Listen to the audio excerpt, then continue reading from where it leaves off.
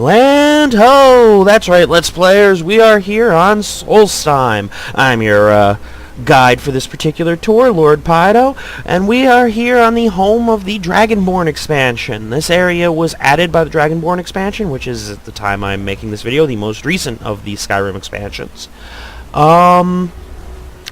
And here there's new alchemy ingredients, new quests, new and interesting developments, and we're really not going to see a lot of them on this trip. We're here to make a few stops, run down a few quests, grab some alchemy ingredients for later. The plot line here doesn't really start until you know how to do dragon shouts. We do not. And therefore, there's really no reason to try and chase it down. But first, we've got to have a chat with this bloke. I don't recognize you. So either Buzz off. Just remember. Any questions? Nope. Remember.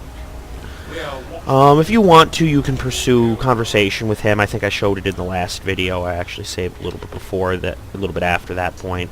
And he will talk to you differently because, if you don't remember, we are a Dunmer. You can sort of see under that fine head. So Skaithcraw. Well, talking about alchemy ingredients earlier. This is one of the unique ingredients to Solsteim.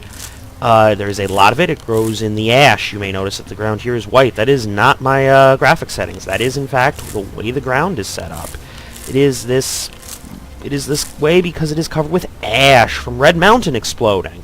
For more information, you may want to play the game Morrowind. In fact, as we head over in this direction, I can just give you guys a quick look at the island. It's actually really rather big. You can see, yep, all this is all land. But for now, we are, in fact, going to just head, we're heading over here, in fact. Oh, we're going to make a pit stop along the way. But first, we are going to head out. First, we're going to run into a wall. We are trying to get up here. This is a nice little shortcut to where I am going, which is a barrow, sort of. You can see up ahead, up on the map, the Barrow notifier, and it's Colbjorn Barrow, but it's it don't look too good. Let me just double check. Yep, I have plenty of cash, which is good. So this guy, let's have a chat with this bloke. There's something you need. Sorry. The name's... I've got to find out shit about this whole thing begin.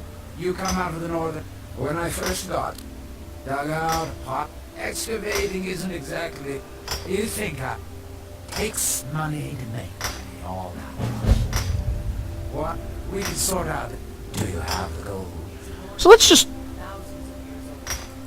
throw 100 gold at this random guy. 1,000 gold at this random guy. He's trustworthy, right? Depending, I suppose that does sort of depend on what you mean by trustworthy. He has a journal here. I'll just quickly flip through it. There will be more journals as things progress. But yeah, he totally trustworthy. And now, if you want gold out of him, you're going to be disappointed, I'm afraid.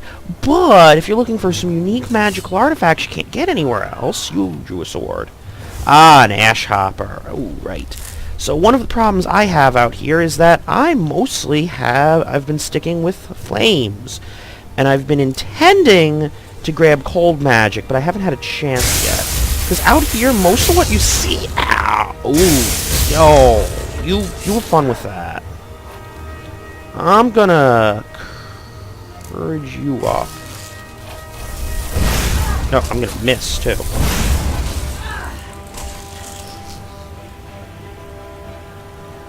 And then I'm going to heal myself.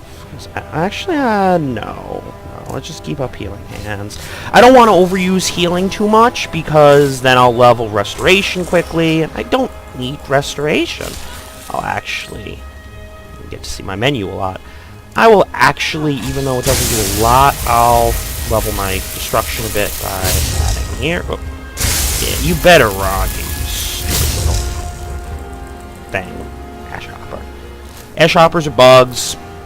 They're annoying. I'll grab the parts from them, not really because I particularly have a need for them, but they're a little bit of a pain to get. I might need them for later quests. There's some quests that run off them. So yes, most of the enemies out here, at least the enemies on the southern part of Solsteim, are rather immune to fire, or at least take a lot less damage. They take 50% less, I believe, much like Dark Elves, in fact, because, well, if you couldn't adapt to heat when Red Mountain went up, in fact, just see it over there, when Red Mountain went up, if you could not adapt to heat, you died. So pretty much everything here is used to being on fire. So we're just going to head out. We're on a little trundle.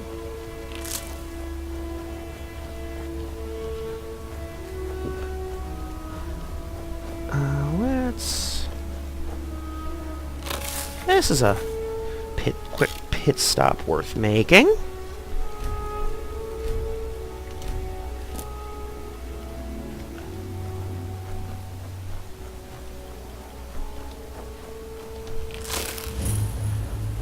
Rodolph's house. Well, for one, he's got... let me just make sure. Yep, there's Raya. Heartstone. Heartstone is one of the ores that is unique to Solsteim. There's a few like this. Well, there's a few mining locations like this that are unique to Solsteim. These give you Heartstones, which are used for a small handful of things, one of which we will eventually be making use of, which is the creation of new magical staffs. As you I'm sure remember from previous videos, I've already acquired a staff of the Storm Elemental, which is much earlier than you normally get it. Turns out with the addition of Dragonborn, you can pick up a bunch of other staffs before you would get them, arguably. You still need to know the spell it does. So, but there's still some advantages. So, this is a rather wrecked house.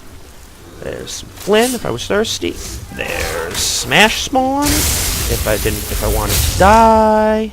Again, let's help Rye out. Go back to the temporarily. Yes, I would like to be doing flames, but ooh, wow, she's taking some damage. Let's actually help her out a bit.